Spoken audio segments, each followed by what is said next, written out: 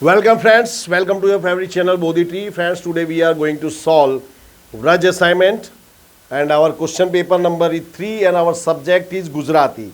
This video is very useful for the students of Hindi medium and English medium. So now let's start section B.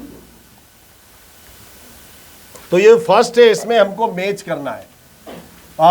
Section B है हमारा ये.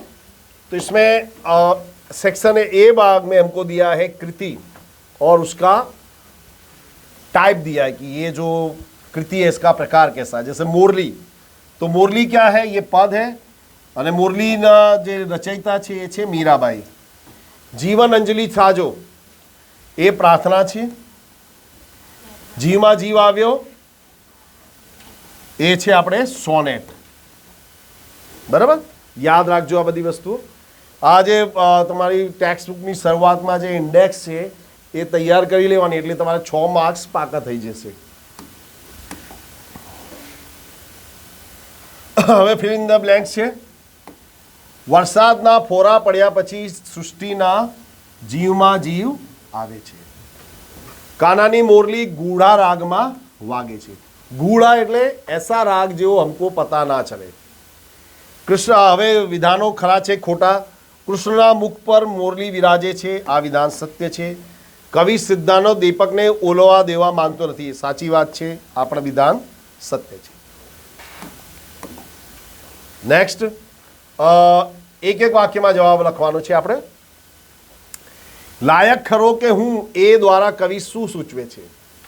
લાયક ખરો કે હું એ દ્વારા કવિ નિરીક્ષણ કરવાની વાત સૂચવે છે. કવિ કહે છે કે આપણે પોતાનું આત્મનિરીક્ષણ કરવું જોઈએ કે આપણે કોઈ પણ જગ્યાએ બેસવા માટે લાયક છીએ કે નહીં. કેવો ઘડો કદી છલકાતો નથી, તો પૂરો ભરેલો ઘડો કદી છલકાતો નથી.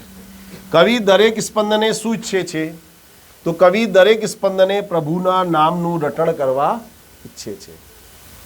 આ સિમ્પલ ક્વેશ્ચન છે, વાંચજો એટલે યાદ રહી જશે તમને. નીચેના પ્રશ્નોના 2-3 વાક્યમાં જવાબ લખો. કવિના મતે આપણા હાથમાં શું છે, તો કવિના મતે આપણા હાથમાં ધન, સત્યા હોઈ શકે, કીર્તિ હોઈ શકે છે, પણ કવિને એના સાથે કોઈ લેવા દેવા નથી.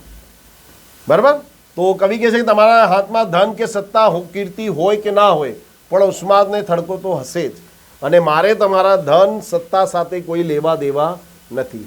હું તમારા હાથથી હાથ મેળવીને જે હૃદયના જે ભાવ છે એ એક્સચેન્જ કરવા માગું છું.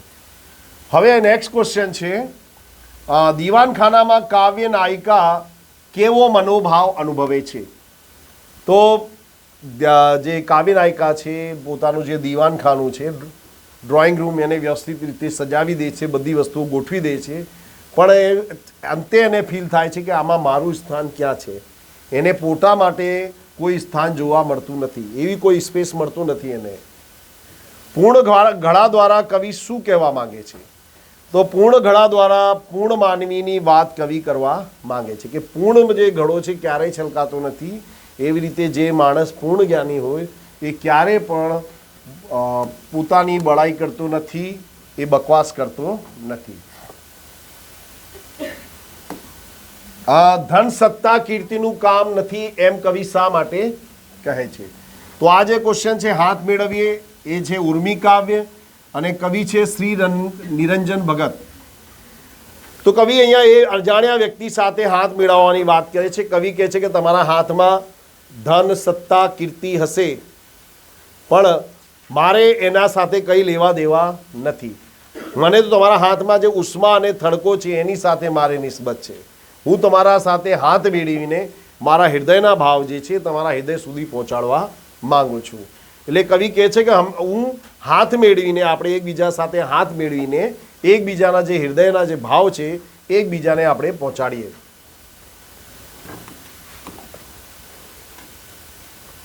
દીવાનખાનાનો શબ્દચિત્ર આલેખો, એટલે દીવાનખાનાનું આપણે વર્ણન કરવું છે. આ જે ટાઈપ છે યાદ રાખજો, આ છે અછાંદસ.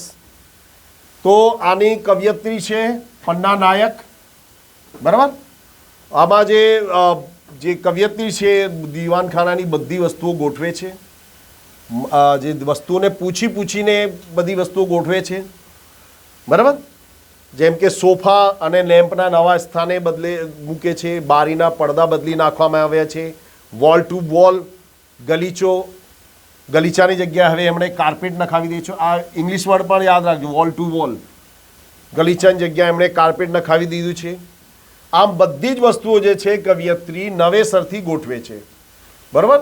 અને જે પણ આ બધી વસ્તુઓ ગોઠવાયા પછી કવિયત્રીના મનમાં ભાવ ઊભો થાય છે કે આમાં મારે ક્યાં ઊભા રહેવાનું. એમને પોતાને ઊભા રહેવા માટે કોઈ જગ્યા મળતી નથી, એટલે એમને ફીલ થાય છે કે આમાં મારું સ્થાન ક્યાં છે. એટલે કાવ્યનો એવો ભાવ છે કે માણસ બધી વસ્તુઓ ગોઠવે છે પણ પોતાને ગોઠવવાનું એ ભૂલી જાય છે. એ જે પોતે સૌથી મહત્વપૂર્ણ વસ્તુ છે એ માણસ ભૂલી જાય છે. એ આ કાવ્યનો મુખ્ય થીમ છે. ક્યારે વાગી કાવ્યનો ભાવાર્થ સમજાવો. તો ક્યારે વાગી કાવ્ય લોકગીત પ્રકારનું છે, બરાબર. આ લોકગીતમાં ગોપીનો કૃષ્ણ પ્રત્યેનો પ્રેમ વ્યક્ત થાય છે. થીમ યાદ રાખજો. ગોપીની કૃષ્ણમયતા સુપેરે વ્યક્ત થઈ છે. મોરલીએ ગોપીનું મન હરી લીધું છે. સમી સાંજની મોરલી વાગે છે એ તો વિરહિણીનો ભાવ ઉત્પન્ન કરે છે. ગૂઢાર્થ વ્યક્ત કરતી મોરલી મધરાતે વાગી છે એ જે અભાગણી જેવી લાગે છે. સર્વાસાદની મોરલી વાગી છે એણે ગરબો ઘેલો કર્યો છે. કૃષ્ણની મોરલીએ ગોપીઓને એવી તો ઘેલી કરી છે કે સૈયરોનો સાથ છૂટી ગયો છે. મા અને બાપનો પણ સાથ છોડી દીધો છે.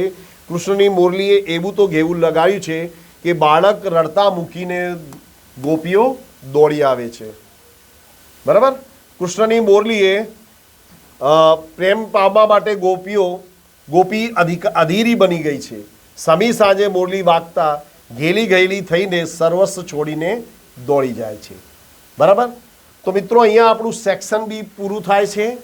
Thanks for watching. Have a nice day.